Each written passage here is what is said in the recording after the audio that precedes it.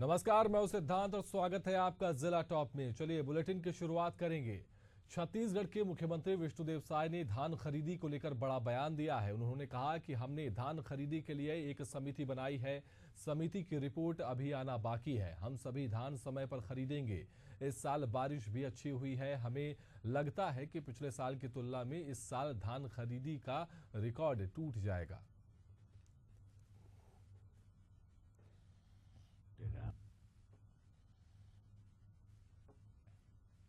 धान खरीदी के लिए हम लोग कमेटी बनाए थे। अभी कमेटी का रिपोर्ट आना है और हम लोग यथासमय और सबका धान खरीदेंगे। और इस साल तो बारिश भी बहुत अच्छी हुई है इंद्रदेव की कृपा से।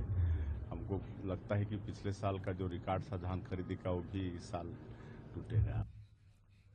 इधर छत्तीसगढ़ के जशपुर में ट्रैक्टर ट्रॉली पलटने से 3 लोगों की मौत हो गई। सभी लोग दशहरा उत्सव में शामिल होकर लौट रहे थे। हादसे के समय ट्रैक्टर ट्रॉली में 30 ग्रामीण सवार थे। हादसा पत्थलगांव थाना क्षेत्र में हुआ है। जानकारी के मुताबिक दशहरा पर्व के मौके पर सुरेशपुर हर्रामार में नाटक का आयोजन किया गया था, जहां पंडरी पानी से ग्रामीण ट्रैक्टर ट्रॉली में सवार होकर नाटक देखने गए थे। वहां से सभी लौट रहे थे। इसी दौरान रास्ते में मिर्जापुर गांव के पास ट्रैक्टर अनियंत्रित होकर पलट गया और इसके चलते ट्रॉली में सवार लोग नीचे दब गए।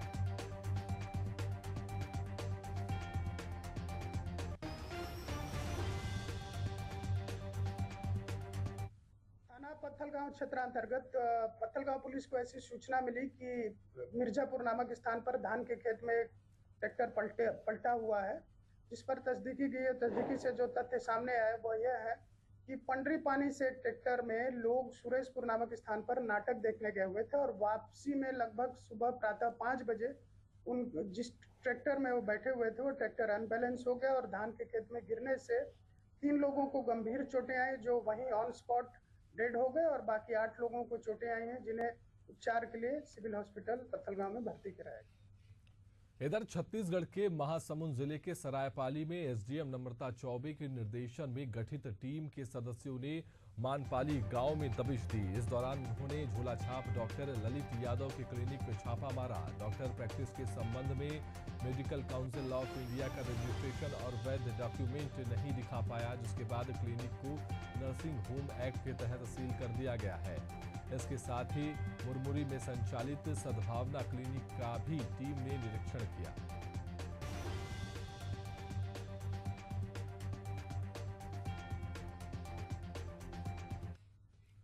छत्तीसगढ़ के गरियाबंद में तेज रफ्तार कार अनियंत्रित होकर 15 फीट नीचे खेत में जा गिरी, जिससे कि नीचे पेड़ की छांव में बैठकर खाना खा रही 2 महिलाएं कार के नीचे दब गईं, जिससे कि दोनों महिलाएं बुरी तरह से घायल हो गई हैं। जिसके बाद दोनों महिला सहित कार सवार लोगों को इलाज के लिए अस्पताल में भर्ती कराया गया।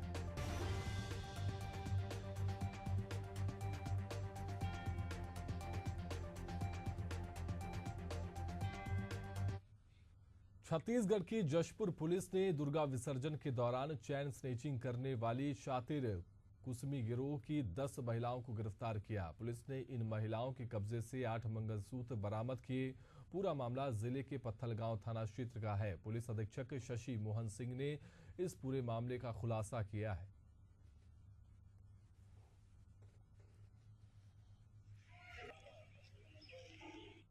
पत्थलगांव में दुर्गा विसर्जन की प्रतिमा जब प्रोसेसन चल रहा था, उस समय कुछ महिलाओं के साथ वहां पर चैन स्नेचिंग की घटना हुई, जिसकी सूचना उन्होंने पुलिस को दिया। पुलिस की टीम चूँकि वहां पर व्यवस्था में लगी हुई थी और जो वहां प्रोसेसन की वीडियो बन रहा था, उस वीडियो फुटेज को खंगाला गया, जिसमें कुछ लोग की गतिविधियाँ संदिग्ध नजर आई और उनको फिर उस भीड़ से पुलिस की टीम के द्वारा उन्हें ढूंढ निकाला गया। ढूंढ निकालने के बाद पूछताछ किया गया। पूछताछ पर उस महिला ने बताया कि उसके साथ एक गैंग है और वो पूरी गैंग में 11 लोग हैं और 11 लोग की टीम कुसमी बलरामपुर जिले से आई हुई है। इस पर पुलिस की टीम लगातार घेराबंदी करके बाकी लोगों को वहाँ से उठाया गया और उनके पास से अभी तक 8 मंगलसूत्र बरामद किया गया है। इधर राजधानी भोपाल के बिट्टन मार्केट में रावण दहन के दौरान जमकर विवाद हुआ। कार्यक्रम देखने आए 2 युवक युवती ने जमकर हंगामा किया। दोनों ने पहले कुर्सी को लेकर एक लड़की की पिटाई कर दी। इसके बाद वे पुलिस कर्मियों से भी उलझ पड़े और मारपीट करने लगे। जवाब में पुलिस कर्मियों ने भी युवक की जमकर धुनाई कर दी, जिसका एक वीडियो सामने आया है। दरअसल हर साल की तरह इस बार भी बिक्टल मार्केट में रावण दहन कार्यक्रम देखने के लिए बड़ी तादाद में भीड़ पहुंची हुई थी। इस दौरान एक युवक और युवती कुर्सी को लेकर लोगों से भिड़ गए। दोनों ने एक युवती से कुर्सी में बैठने को लेकर मारपीट की, जिसके बाद पीड़िता ने सुरक्षा में तैनात पुलिसकर्मी से इसकी शिकायत की। जानकारी मिलने पर जब पुलिसकर्मी वहां पहुंचे तो उन्होंने पुलिस को भी अपशब्द कहना शुरू कर दिया और अभद्रता की। इतना ही नहीं, पुलिसकर्मियों से दोनों ने जमकर मारपीट की। जवाब में पुलिस ने भी दोनों की जमकर के धुनाई कर दी।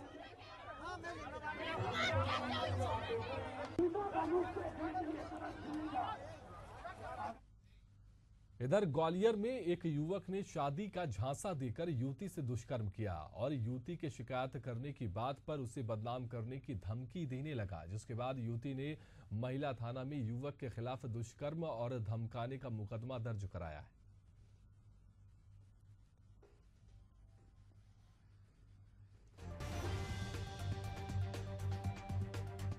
दर्ज कराई गई है कि उसकी जो है एक फ्रेंड था और शादी का उसने झांसा देकर उसको विश्वास में लेकर होटल नारायणम में ले जाकर उसके साथ में दुष्कर्म किया और लगातार उसको धमकी देता रहा। और जब वो पीड़िता परेशान हो गई तो उसके द्वारा रिपोर्ट दर्ज कराई गई। उसकी रिपोर्ट पर से जो है दुष्कर्म का अपराध पंजीबद्ध किया गया और प्रकरण में भेजने की जा रही है। आरोपी को जल्दी गिरफ्तार कर। कैसे आरोपी के संपर्क में? पूर्व में दोनों एक साथ पढ़ते थे और पहले से परिचित थे दोनों। और वो युवक जो है लगातार उसको विश्वास दिला करके मैं तुमसे शादी करूंगा और होटल में ले जाकर उसके साथ में नारायणम होटल में उसके साथ। बस्तर से बड़ी खबर निकलकर सामने आ रही है। रुख करेंगे बस्तर का, जहां से बड़ी खबर आपको बता दें। बड़ी खबर यह है कि थुलथुली मुठभेड़ में नक्सलियों के पर्चे ने नया खुलासा किया है। थुलथुली मुठभेड़ में 31 नहीं 35 नक्सली ढेर हुए हैं। ये बड़ी खबर निकलकर सामने आ रही है। नक्सलियों के पूर्व डिवीजन कमेटी ने ये पर्चा जारी किया है, जिसमें जानकारी निकलकर सामने आ रही है। मारे गए नक्सलियों की सूची यहाँ पर जारी की गई है, जिसमें माओवादियों ने कहा है कि हमने 4 साथियों का अंतिम संस्कार किया है। तो ये बड़ी खबर आपको बता रहे हैं। बस्तर से थुलथुली मुठभेड़ में नक्सलियों के पर्चे ने एक नया खुलासा किया है। थुलथुली मुठभेड़ में 31 नहीं 35 नक्सली ढेर हुए हैं। चलिए, हमारी इस खबर पर ज्यादा जानकारी के साथ हमारे संवाददाता प्रशांत जुड़ चुके हैं। प्रशांत, ये बड़ी जानकारी निकलकर सामने आ रही है। जो नक्सलियों ने पर्चा जारी किया है, इसमें उन्होंने कहा है कि हमने 4 नक्सलियों का अंतिम संस्कार किया है और 31 नक्सली, यहाँ पर प्रशासन ने दावा किया था कि 31 नक्सली मारे गए हैं। बड़ी जानकारी निकलकर सामने आ रही है। क्या कुछ आपके पास जानकारी है, बताएं। ये बिल्कुल बहुत बड़ी जानकारी है और बहुत बड़ा खुलासा है, क्योंकि इससे पहले जिस तरीके से बातें चल रही थी कि 31 शवों को लाया गया है और 31 नक्सलियों को मार गिराया गया है, लेकिन अब जब नक्सलियों ने एक पर्चा जारी किया है, उस पर्चे से स्पष्ट हो गया है कि 31 नहीं 35 नक्सलियों को जवानों ने ढेर किया था। और इस तरीके से ये अंदाजा भी लगाया जा रहा था और पुलिस महकमे से जो सूचनाएं भी आ रही थी कि और भी नक्सलियों को घायल किया गया है, जिनको नक्सली अपने साथ उठाकर ले गए हैं। इस बात की पुष्टि भी हो गई है और 4 नक्सली जो बचे हुए थे, उन 4 नक्सलियों का अंतिम संस्कार नक्सलियों ने किया। इस बात की पुष्टि नक्सलियों ने खुद की है और इस बात का पर्चा जारी किया। सबसे अहम बात यह है कि जिस तरीके से नाम खुलकर सामने आ रहे हैं, वो कई चौंकाने वाले नाम है कि इन नक्सलियों को मारे जाने का दावा जो शुरुआत में पुलिस कर रही थी और जिस तरीके से बातें सामने आ रही थी कि नहीं ये नक्सली नहीं मारे गए, लेकिन वो नक्सलियों को भी मारा गया। और भाई कई बड़े नाम है, नीति के साथ चंदू, ऐसे कई बड़े नाम है जो पूर्व सचिव रह चुके हैं और जो पूरा नक्सलियों का जो एक एरिया रहता है, जो इलाका होता है, उन पूरे एरिया को संभाला करते थे, जिससे एक बहुत बड़ा झटका नक्सल संगठन पे पड़ा है। तो बिल्कुल कहा जा सकता है कि जो खुलासा नक्सलियों ने किया है उससे जो है कहीं ना कहीं ये कहा जा सकता है कि एक बड़ा जो मुठभेड़ हुई थी, इससे पहले कभी भी 31 या फिर 35 नक्सलियों को जवानों ने ढेर नहीं किया था, लेकिन इस बार एक बड़ी सफलता मिली है और इस बड़ी सफलता के साथ जवानों का मनोबल भी बढ़ा है और 4 नक्सलियों के जो घायल अवस्था में नक्सली लेकर गए थे, वो नक्सली भी मारे गए हैं और उन नक्सलियों का अंतिम संस्कार कुछ नक्सलियों ने किया है। जी प्रशांत, तमाम जानकारी के लिए आपका शुक्रिया। तो ये बड़ी खबर आपको बता रहे थे बस्तर से, जहां पर नक्सलियों के पर्चे से बड़ा खुलासा हुआ है, बड़ी जानकारी सामने आई है। नक्सलियों ने कहा है कि हमने 4 जो है नक्सली हैं उनका अंतिम संस्कार किया है। वहीं सुरक्षा बलों ने 31 शवों को वहां पर जो मुठभेड़ स्थल था वहां से लेकर के आए थे। उसके बाद ये जो आंकड़ा है 31 से बढ़ करके 35 हो जाता है। ये बड़ी जानकारी यहाँ पर निकल सामने आ रही है। हमारे संवाददाता ने ये अहम जानकारी आपके साथ साझा की। तो ये बड़ी खबर आपको बता रहे हैं। नक्सलियों के मारे जाने की जो सूची है यहाँ पर नक्सलियों ने ही जारी की है, जिसमें 35 नक्सलियों के नाम है और कहा है कि 4 जो है साथियों का अंतिम संस्कार उन्होंने किया है और 3100 जो सुरक्षा बल मुठभेड़ स्थल से लेकर के आए थे, उसके बाद ये 4 शव मिलाकर के 35 नक्सली ढेर हुए हैं। ये बड़ी कामयाबी के तौर पर सुरक्षा बलों के लिए देखा जा रहा था कि बड़ी कामयाबी यहाँ पर सुरक्षा बलों को मिली है और ये सूची भी जारी की है जो नक्सली मारे गए थे। ये आपको पर्चा भी दिखा रहे हैं जिसपे उन सभी नक्सलियों के नाम हैं जो मुझसे मुठभेड़ में मारे गए थे। धुलधुली मुठभेड़ में जो नक्सली मारे गए थे उनके नाम भी इस पर्चे में दिए गए हैं, जिसमें नक्सलियों ने कहा है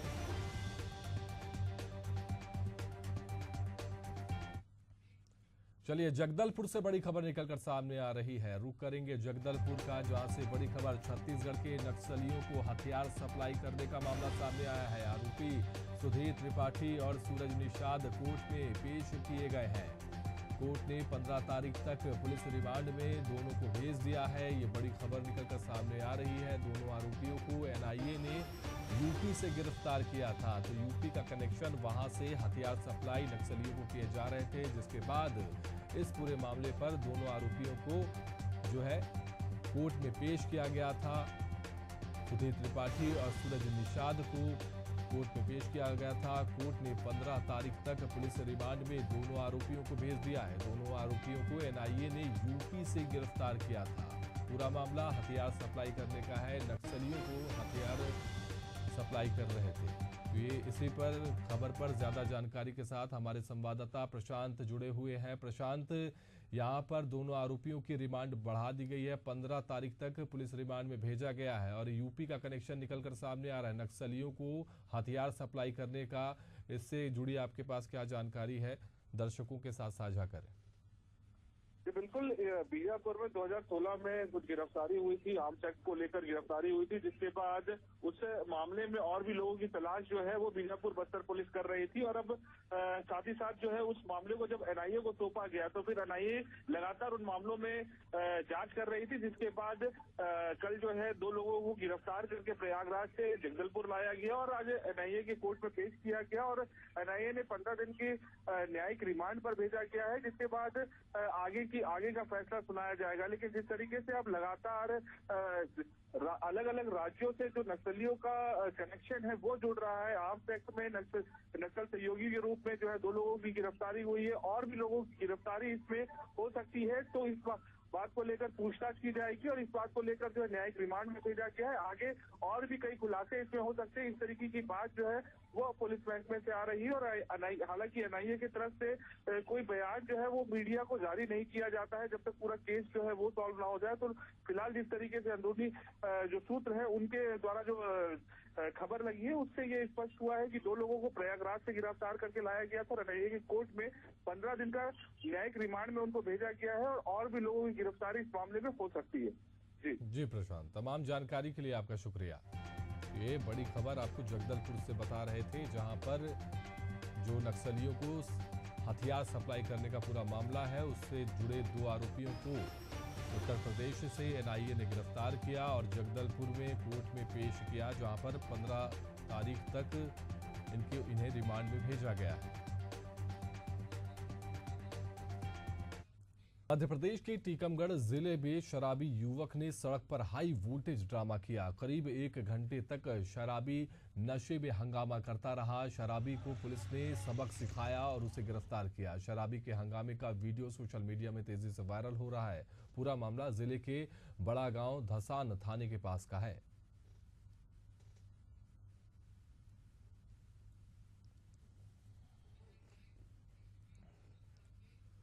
खबर मध्य प्रदेश के निवाड़ी जिले से है, जहां पेट्रोल पंप पर ट्रैक्टर हटाने को लेकर दो पक्षों में विवाद हो गया। विवाद इतना बढ़ गया कि दोनों पक्षों में जमकर लाठी डंडे चले। मारपीट की यह पूरी घटना सीसीटीवी में कैद हो गई। वहीं मारपीट में 3 लोग घायल बताए जा रहे हैं। सभी घायलों को उपचार के लिए सामुदायिक स्वास्थ्य केंद्र में भर्ती कराया गया है। वहीं पुलिस ने मारपीट के मामले में एक नामजद और 3 अज्ञात आरोपियों के खिलाफ मामला दर्ज कर लिया है।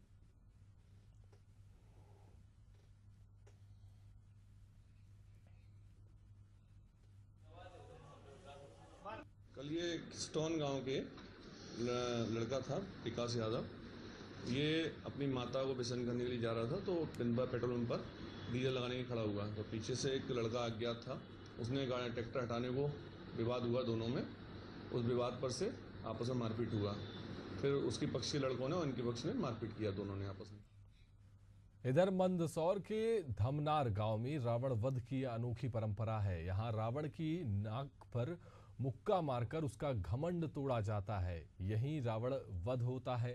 रावण वध से पहले रोमांचक मुकाबला होता है। इस साल भी विजयादशमी के मौके पर गांव वाले ने इस परंपरा को निभाया। राम और रावण की सेना का रोमांचक मुकाबला हुआ, जिसे देखने बड़ी संख्या में लोगों की भीड़ उमड़ पड़ी। इस अनोखे आयोजन में गांव के युवाओं की 2 टोलियां राम और रावण की सेना बनती हैं। इसके बीच जलती हुई टोकरियों से युद्ध होता है। राम की सेना रावण की प्रतिमा पर चढ़ाई करती है, जिसे रावण की सेना रोकती है। इस रोमांचक आयोजन को देखने आसपास क्षेत्र से हजारों की संख्या में लोग पहुंचते हैं। युद्ध के अंत में राम की सेना से एक व्यक्ति रावण के ऊपर चढ़कर रावण के नाक पर मुक्का मारता है। यही रावण का वध होता है। नाक पर मुक्का मारने का अर्थ होता है रावण के अहंकार को तोड़ना।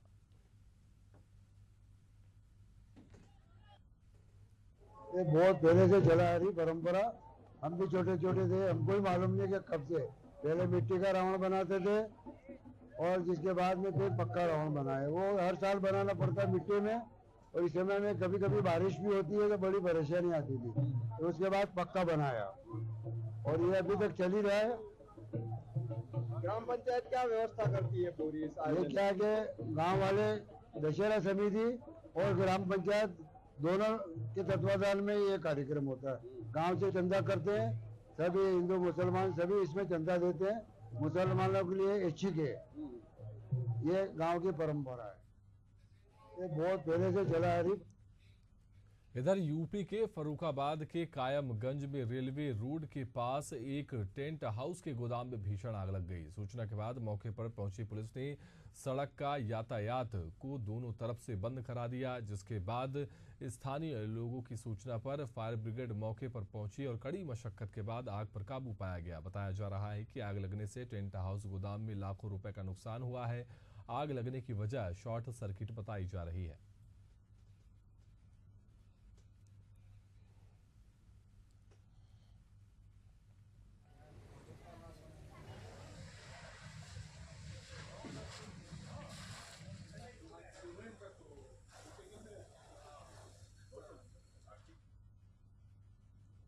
तो टेंट हाउस के गोदाम में भीषण आग लग गई।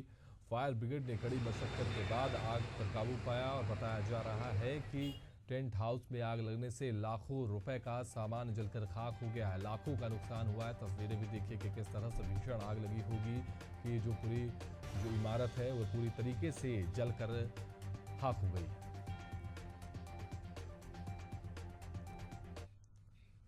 एमपी के सिंगरौली में जन सुनवाई कार्यक्रम का आयोजन किया गया। इस कार्यक्रम में कलेक्टर समेत कई प्रशासनिक अधिकारी शामिल हुए। 1600 मेगावाट के थर्मल पावर प्लांट विस्तार के लिए जन सुनवाई आयोजित की गई, जिसमें 1500 के करीब ग्रामीण शामिल हुए।